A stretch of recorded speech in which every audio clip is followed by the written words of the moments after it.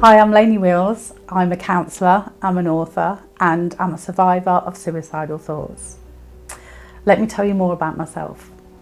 On the professional side, I've worked for the NHS, I've worked for Leicestershire County Council, and I've worked for Leicester City County Council.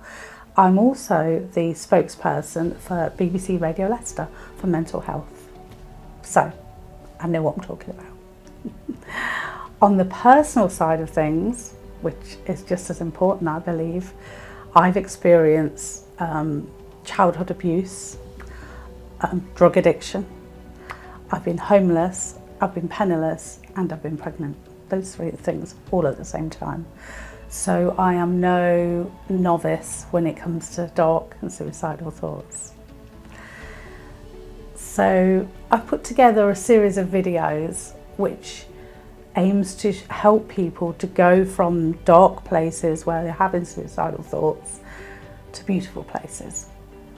So how to change your mindset. So this is about not only my journey, but I've been counselling for 10 years. So it's the hundreds of other adults and children's journeys that have helped to change their mindset and make that shift from the dark into the light. So if you're interested, I hope you enjoy them. Hi, Lainey again. So this video is going to be about putting your anchor down into the present moment. So why should we do that and what does that even mean? Let me explain to you. I'm basically talking about mindfulness and it's getting very trendy now, so you might already know all about it. Let me explain just in case you don't. Two elements to mindfulness. Basically, you're in the present moment and you're being kind. Now, we spoke about the kindness a lot in the last video, so this video is going to be about in the present moment. What science has shown is that when we are the happiest is when we've got all of our attention on what it is we are doing at the moment. So basically that means, we've spoken about scattered energy as well. It means that we're not thinking about what we've just done in the past, so maybe the row we've had with someone, or a loss or some pain or a mistake or something in the past. It means we're not worrying about the future. So we're not thinking, oh, what if that's going to happen? What if that's going to happen? What if that's going to happen? Or kind of catastrophizing, creating scenarios that might happen in the future. It means we're all our senses, all our mind, all our focus, all our attention is exactly on what we are doing. Now, strangely enough, this is true even if we're doing something quite rubbish. So if we're like, I don't know, stuck in a horrible traffic jam, we're still happier if all of our attention is on that traffic jam, rather than if we're somewhere, say we could even be on a lovely beach, but our energy is scattered everywhere. So having our energy anchored into us in that present moment is a really powerful thing to learn to do, because society, once again, as you can see, I'm not a fan, is encouraging us to go, look here, look at this, look at that, look at that. It's feeding us information from 1,000 different places all the time, and it really encourages us to be very unmindful. Okay, apologies if you just heard that. My husband just walked past. So I forgot myself. What was I saying? Mindfulness, yeah.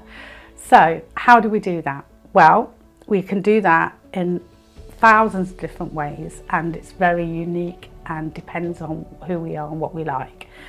Some people, think of meditation, but not everyone likes that. So don't worry about that if you don't like that, because you can be mindful just going on a walk. You can be visually mindful by when you're walking around, just looking completely and utterly, giving your attention to what you're looking at. That's a nice thing to do, if you're looking at flowers and trees and you're in nature. Nature helps with mindfulness. But if you've not got that, don't worry. Whatever you can be looking at, just focus all your attention on it. Just really, really stay focused. We can do mindful listening, and that's why a lot of people love listening to music, because it makes us mindful, and our worries and our concerns of the past disappear. So mindful music. Mindful touch. I love furry things, yeah, and blankets and things. I'm like this.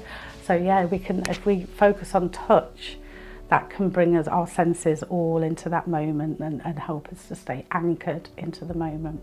So you've got the seeing, the hearing, the touch, taste and smell. They're the ones that I think as a culture we don't do very well. But you can, when we mindfully eat, next time you eat something, in fact every time you eat something, try to completely focus on the experience of eating. And I promise you, there's a magic you'll experience that you will have never experienced before. It's fab. And then with the smell, certain smells, you know, really, if you really concentrate on certain smells are very, very powerful.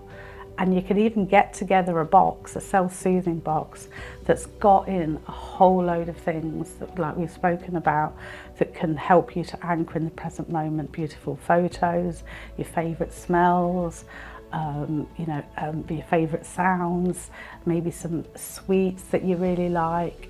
It's just so that you know that you've got somewhere you can go to that's going to anchor you in the present moment if it starts to feel like you're going to a dark place, or, you know, start to feel really lizardy. You know, these things can help you to kind of get that spiral and click and flip into our mode again, because you're anchoring into the present moment rather than freaking out about some future stuff or connecting with some past stuff.